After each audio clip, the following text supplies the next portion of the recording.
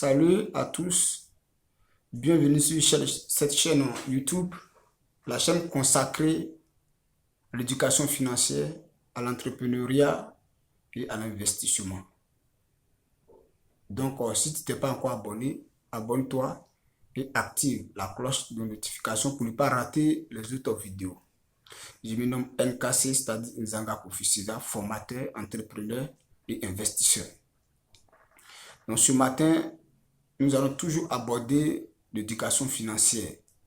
Les deux autres thèmes, c'est-à-dire entrepreneuriat et investissement, le ferons après. Donc ce matin, le thème de l'éducation financière que nous allons aborder est le suivant. Qu'est-ce qu'on appelle un mauvais prêt et qu'est-ce qu'on appelle un bon prêt? Nous allons définir ces deux notions ou bien ces deux expressions. Un mauvais prêt, tu dis qu'un prêt même, c'est l'argent que tu n'en as pas, que tu vas emprunter avec quelqu'un. C'est ça le prêt. Mais dans le côté où c'est mauvais, pourquoi c'est mauvais? Parce que ce prêt que tu as emprunté, logiquement tu vas rembourser et tu finiras par rembourser. Mais dans le cas contraire, lorsque le mauvais intervient, c'est que ce prêt-là, tu as pris pour acheter des passifs. Donc, à toi de faire l'effort financier de pouvoir rembourser là ce prêt dans les brefs délais qui ont été donnés. C'est ça. C'est-à-dire que tu vas faire l'effort financier venant de toi-même. Tu vas faire des micmacs. Et tout ça, ça va t'entraîner dans les difficultés financières. Les problèmes financiers que nous voyons toujours, après avoir contracté 5 millions, 10 millions, un an après, c'est compliqué. C'est ça. Parce que ces prêts-là, nous prenons pour acheter des passifs. Et ces passifs qui vont toujours enlever de l'argent de notre poche. Mais comment tu vas pouvoir rembourser? Et tu subis ça.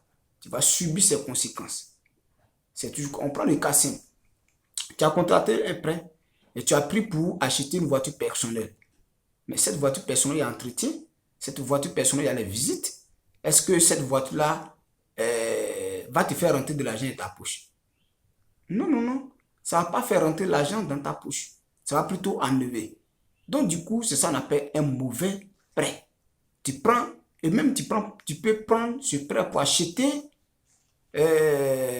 une maison, mais cette maison, tu ne vas pas faire louer cette maison. Tu dois dire que même si tu ne loues plus une maison, mais ça va toujours enlever de l'argent de ta poche. Puisque tu vas entretenir la maison, tu vas payer l'électricité et autres. Donc, tu vois que ça, c'est un mauvais prêt. Ça, c'est un mauvais prêt. Tu prends pour acheter, pour équiper ta maison, les fauteuils, télévision, les habits, tu vas prendre pour t'habiller, pour qu'on sache que c'est toi qui es là. Ça, c'est un mauvais prêt. Tu vas rembourser ça.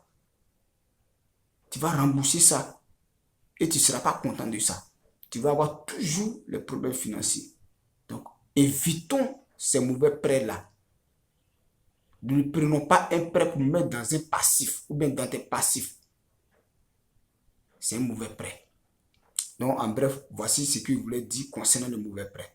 Maintenant, le bon prêt, le prêt qui est bon, il faut dire que ce prêt-là, tu vas prendre pour mettre dans des actifs. Parce que les actifs vont te générer des revenus, des actifs vont te générer des bénéfices. Même pour le cas d'une voiture, mais c'est une voiture en commun. Tu prends pour faire le transport, cette voiture-là, le crédit-là, ce n'est pas toi qui vas rembourser. Tu vois que tu as pris un prêt et tu as créé ou bien acheté un actif. Mais c'est cet actif-là qui va rembourser toi ton argent. Ce sont les clients. Chaque jour qui passe, les clients rentrent et l'argent vient et tu prends pour rembourser. Peut-être on te coupe 100 000 francs, mais à la fin du mois avec la voiture, tu as au moins 200 000. Tu prends les 100 000 francs, tu payes.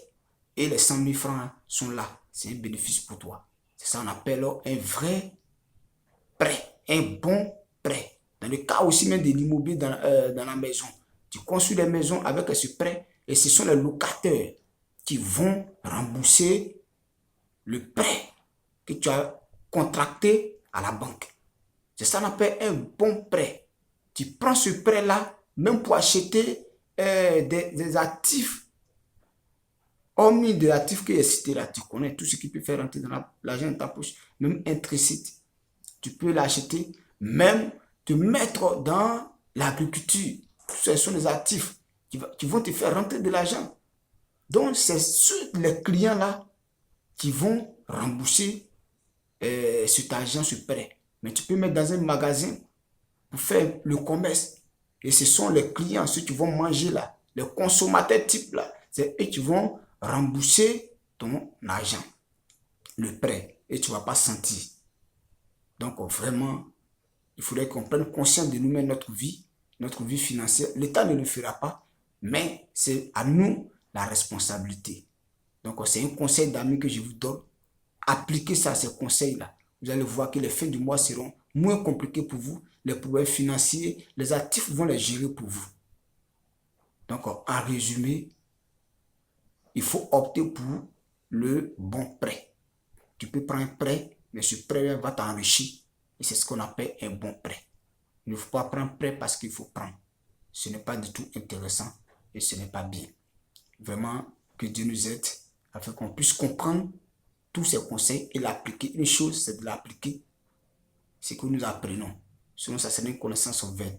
Ce n'est pas intéressant. Vaut mieux apprendre à pêcher à un enfant que de donner du poisson. Sinon, il en manquera. Mais si une fois il sait pêcher, c'est fini. Donc, ciao, ciao. Et à prochainement.